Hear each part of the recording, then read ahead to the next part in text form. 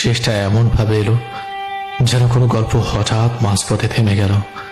না ছিল বিদায়ের প্রস্তুতি, না ছিল শেষবারের মতো একটু থেমে দাঁড়ানো। তুমি চলে গেলে খুব সহজে, আর আমি রয়ে গেলাম অগোছালো কিছু অনুভূতি নিয়ে। ইচ্ছে ছিল শেষবার তোমার সামনে দাঁড়িয়ে বলি, কত কথা জমে আছে, কত অনুভূতি অপ্রকাশিত। কিন্তু তুমি এমন ভাবে নিজেকে সরিয়ে নিলে যেন এই কথাগুলোর কোনো মূল্যই ছিল না তোমার কাছে।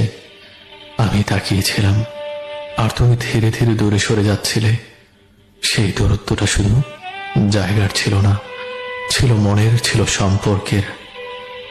এক সময় যে মানুষটা আমার সবচেয়ে কাছের ছিল, সেই মানুষটাই হয়ে উঠেছিল সবচেয়ে দূরের। তুমি পেছনে ফিরে দেখোনি, থেমেও যাওনি এক মুহূর্ত। তখনই বুঝেছিলাম কিছু সম্পর্ক শব্দ ছাড়াই ভেঙে যায়, আর সেই ভাঙার শব্দ শুধু বুকের ভেতরই শোনা যায়।